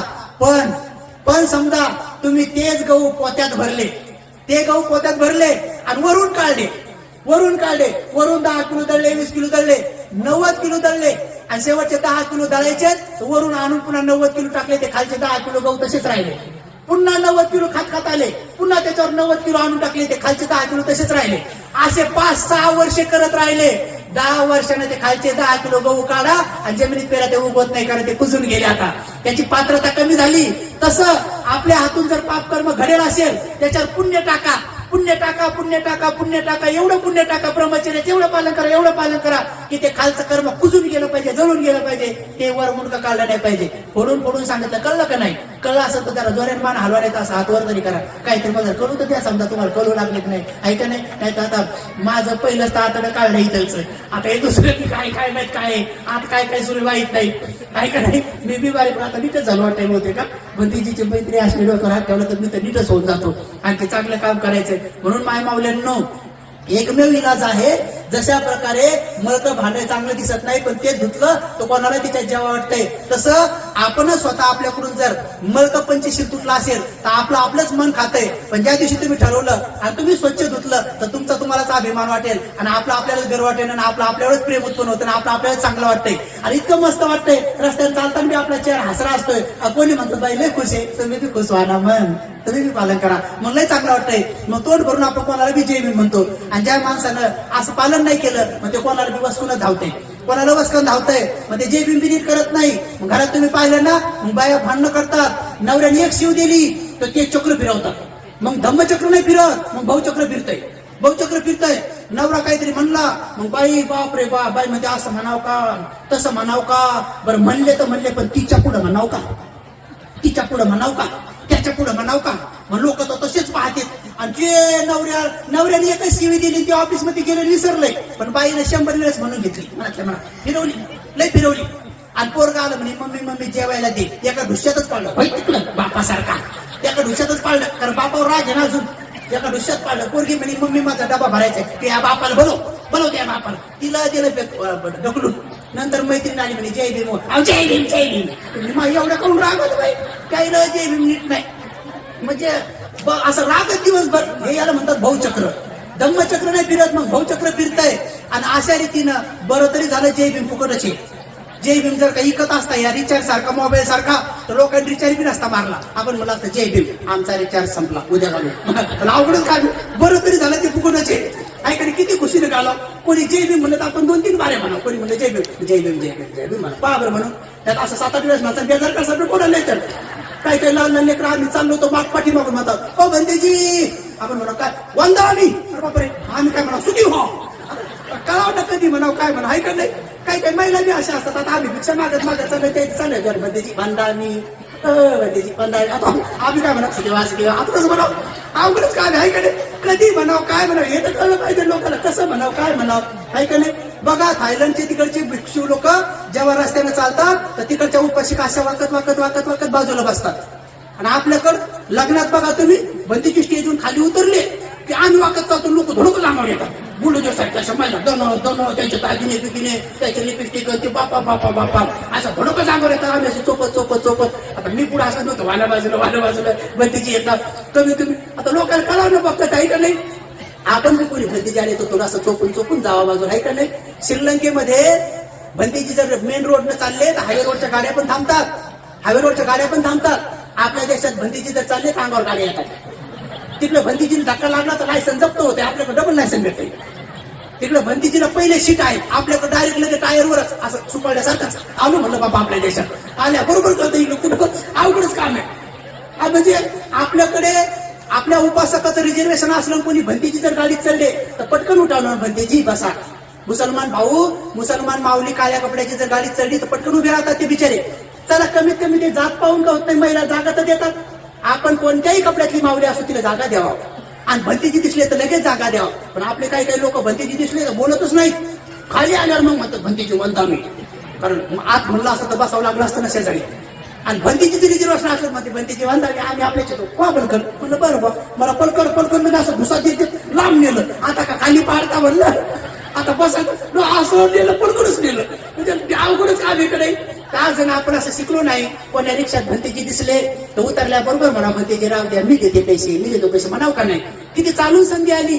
अरे तुम्हाला भंतीजीचं दर्शन झालं, रिक्षात भंतीजी दिसले तर पटकन पैसे द्यावं. काही लोक तर भंतीजीकडेच वाट पाहतात, भंतीजी सुट्टी नाही देतात का तुम्ही द्या भंतीजीला द्यावं. ऐकले अवघडच काम इकडे, म्हणजे अजब गजबच कारभार आहे. म्हणून थोडंसं हळूहळू शिकून घ्या. आणि हा धम्म शिकला तर निश्चित स्वरूपात आपलं मंगळ झाल्याशिवाय राहणार नाही. मला असं वाटतं मी उलच बोलतो म्हणलो, लईच बोललो, काय करायचं जास्तच बोललो. तर मी तुम्हाला शेवटची एक गोष्ट सांगतो आणि नंतर धम्मदेशन समाप्त करतो. उपासक आणि उपासिकांनो, सगळ्या उपासक उपासिकांना समजावं म्हणूनच मी दरवर्षी एक कॅलेंडर काढतो, ज्ञान सत्यशोधक नावाचं. ते प्युअर बुद्धिस्ट कॅलेंडर आहे. तिच्यामध्ये कोणताही सण उत्सव त्योहार नाही, कारण हिंदू धर्माच्या सणानं आपल्या गरिबी आणली होती. दर 8-15 दिवसाला हे सण आहेत, हे उत्सव आहेत, हे त्योहार आहेत, म्हणून मी ते कॅलेंडर मधून सण काढूनच टाकले. का बऱ्याच उपासक मला फोन आले म्हणजे बंदेजी आपल्या कॅलेंडर मध्ये पंचमी कधी आली कळलीच नाही, म्हणजे ती कळू नये म्हणूनच केली म्हणलं. ती डोक्यातूनच केली पाहिजे तुमच्या. म्हणजे बंदीची पोळा कधी आला कधी गेला काही कळलाच नाही म्हणे. मी आणलं तो कळलाच नाही पाहिजे. एक जण म्हणे बंदीची तुम्ही गांधीजीची जयंती सांगितलीच नाही, म्हणलं मुद्दाम सांगितली नाही, त्या टकलू बाबायचं. त्याने हेरवड्या जरा ते बियाला केलं म्हणलं बाबासाहेबांना. काय करायचं म्हणजे त्याचं जे पाहिजे ते दिले म्हणलं तुम्हाला. तिच्यात पौर्णिमा आहे, तिच्यात उपवासत आहेत, मोठ्या मोठ्या बंदीजीचे जन्मदिवस आहेत, त्याचे संपदा दिवस आहेत, आणि जे पाहिजे बाबासाहेबांचे विचार आहेत, एकही जाहिरात नाही. आपले बुद्धिस्ट कॅलेंडर तुम्ही उर्दूचं कॅलेंडर घ्या, उर्दू भाषेतलं कॅलेंडर घ्या, तिच्यामध्ये बुद्ध जयंती बाबासाहेब जयंती नाही सांगितलेली. तुम्ही फारसी कॅलेंडर घ्या, तिच्यामध्ये बाबासाहेबांची बुद्धाची जयंती नाही सांगितली कबीराचं काय. तुम्ही संस्कृतचं कॅलेंडर घ्या, संस्कृतचं, तिच्यामध्ये बाबासाहेबाच्या किंवा बुद्धाच्या जयंतीला नरक दिवस लिहिलेला आहे. तुम्ही दुसरं कुठलंही कॅलेंडर घ्या, ते बुद्धाच्या धम्माचा प्रचार करणारे कॅलेंडर नाही. पण आपले कॅलेंडर घ्या, आपले कॅलेंडरचे नाव जय भीम, मोदी, आमक ढमक टमक, आणि त्या सगळ्यामध्ये दसरा, दिवाळी, नामुकन ढमुकन टमुकन, सगळ्या चतुर्दशाम काय काय काय काय सगळं सांगितलेलं आहे. अरे बुद्धिस्ट कॅलेंडरनं फक्त बौद्ध धर्माचा प्रचार करा. तिच्यामध्ये जाहिराती बी भरपूर, टमक्या टपऱ्याचं दुकान, आईस्क्रीमचं दुकान, ब्युटी पार्लरचं दुकान. अरे आपण कशाला प्रचार.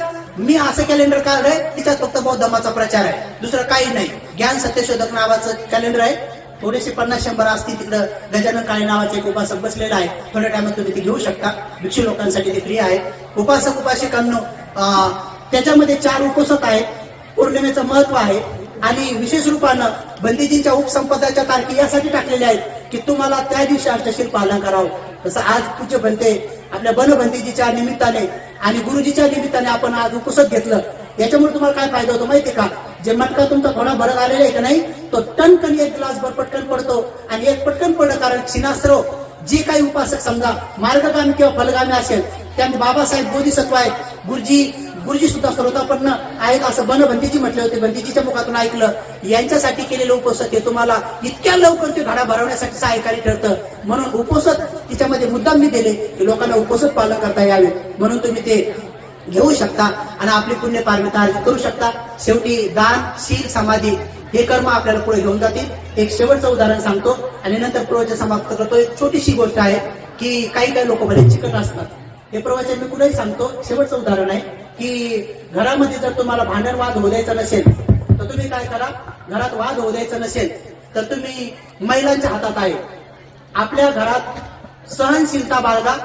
क्रमांकन प्रवेश करत असताना घराचं भीत, घराचं छत हे आपलं पक्का असलं पाहिजे. तर घराचा पाया काय आहे, तर तुमचा संसाराचा पाया काय आहे.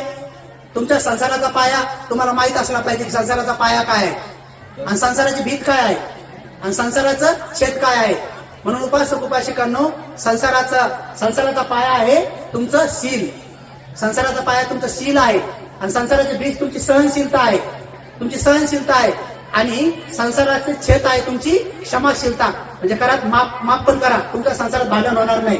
आणि एवढंही करून जर नवरा मारत असेल, काही भांडण होत असेल तर तुम्हाला एक आयडिया देतो. ज्या महिलांचा पती मारत असेल, भांडणं घरात सासऱ्याचे होत असतील तर काय करा. संध्याकाळच्या वेळी नवरा घरी येण्याच्या 15 मिनिटं अगोदर बाहेर पाठ टाकून ठेवा, बकेटीत पाणी घेऊन ठेवा आणि बरोबर उन्हाळ्याचे दिवस असेल तर पाणी थंड, हिवाळ्याचे दिवस असेल तर पाणी गरम आणि पावसाळ्याचे दिवस असेल तर पाणी मध्यम. नाही भांडण इथंच होते बरं, उलट झालं की बरोबर बकेटीत पाणी घ्यायचं आणि नवरा आला की 15 मिनिटं अगोदर प्रसन्न चेहरा करून दारू भरायचा हात जोडून. आणि नवरा आला की आल्याबरोबर असे हात जोडायचे आणि म्हणायचं स्वामी या, स्वामी या, स्वामी या असं म्हणायचं. स्वामीला पाठावर उभं करायचं, स्वामीचे पाय धुवून द्यायचे आणि स्वामीचे पाय पुसून द्यायचे आणि स्वामीचे पाय दाबून द्यायचे आणि संध्याकाळी म्हाताऱ्या सासू सासऱ्यांची मालिश करून मग झोपायचं. त्या घरात कधी भांडण होणार नाही. मी असं म्हणल्याबरोबर एका महिलाला पटलं तर ती महिला बाजूला आली, मला म्हणती तुमचं पटलं म्हणे, पण हे सगळं करायसाठी सासू सासरे नवरा तसा गुन्हे पाहिजे नाही, तशी गुन्हे पाहिजे नाही. म्हटलं बा गुन्हे असो का दुर्गुन्हे असो बुद्ध म्हणतात करा मग करा, केलं पाहिजे म्हणले. एक बाई तर आली म्हणे गुन्हे तर सोडा म्हणे, पण पेनार असला त्याचं काय करावं सांगा म्हणे. ते पेनार असलं त्याचं काय करावं. म्हणलं बा पेनार असलं तरी त्याचं बी असंच करावं. स्वामी या या या कमी प्या प्या प्या. स्वामी आले आले आले, स्वामी वकले वकले वकले. अरे स्वामीला धरा धरा धरा, स्वामी पडले पडले पडले. अरे स्वामीच्या पायदा असं म्हणाच म्हणलं एकदा. एक महिला म्हणे भत्तीची बरं करतेच बरं. बघा एका महिलेनं माझं ऐकलं आणि पेणाऱ्या नवऱ्याचं म्हणे बंदीची तुम्ही म्हणता का, मी उद्याच करते म्हणे. मी लग्न झाल्यापासून माझ्या नवऱ्या रोज शिवाय देते आणि ती रोज पेते म्हणे, रोजच भांडण आहे. पण आता उद्या पाय धुते, नवऱ्याला माहितच नाही घरी काय होणार आहे. ते संध्याकाळी पिऊन आलं, हिनं बकेट टाकली आणि हात जोडून उभी राहिली. नवरा पिऊन भांडा खेळत खेळत आला आणि जसा दरवाजात आला, आल्याबरोबर ही म्हणे स्वामी या स्वामी या असं म्हणल्यावर ते चिंग पडूनच गेलं. असं पळालं त्याला वाटलं दुसऱ्याच घरी आलो करून. आपल्या घरी तर शिवाय भेटत होतं, इथं कसं काय स्वामी म्हणलं की असं पळालं चिंग पडूनच गेलं. त्याची बायको म्हणे धरा धरा धरा काय सांगा का आपलंच घरी आपलंच घरी. त्याला पुन्हा धरून आणलं. आणल्याबरोबर त्याच्या पायावर पाणी टाकल्याबरोबर त्याची उतरूनच गेली. तुम्ही कसं काय बघताय असं पाय बिये पुसले तर डायरेक्ट उतरली, त्याची दारूच उतरली. आणि 2-3 दिवस पाय पुसू दिले, धुऊ दिले आणि डायरेक्ट तिसऱ्या दिवशी निम्म्या रात्री उठलं आणि एका पोराला उठवलं म्हणे बाबू 2-3 दिवसापासून माझे पाय धुऊ लागलेत म्हणे, तर डॉक्टरनं मला मारायचा निरोप द्याला कधी जाणार आहे का काय म्हणे. काऊन असं करू लागले. ते नाही नाही पप्पा ते भरतीजीने सांगितले कोणीतरी मम्मीला, म्हणून मम्मी तशी करू लागली. त्यानं दारू सोडून दिली आणि सीधं घरी येते. की आईने मला फोन करून सांगितलं भरतीजी प्रयोग सक्सेस झाला म्हणजे घरीच येते म्हणे, आता बिलकुल पेत नाही म्हणे. आता कोणी म्हणलं प्यायचे तर नाही म्हणतंय. बघा एका दुर्गुणी पत्नीचे दुर्गुण एका सद्गुणी पत्नीने दूर केले. म्हणून मायमावल्यांनो तुम्ही सद्गुणी बना. आणि आमचे भरतीजी म्हणतात की पुरुषांनी रोज महिलांचे पाय धुवून जरी केले तर महिलांचे उपकार भेटणार नाहीत. का?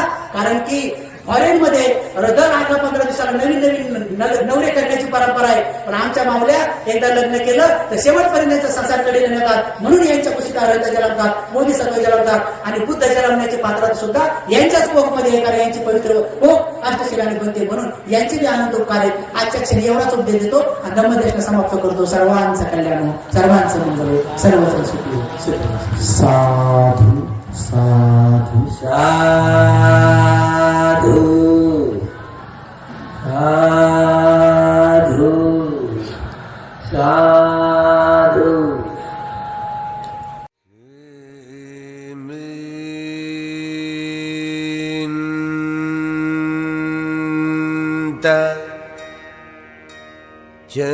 चक्रवाले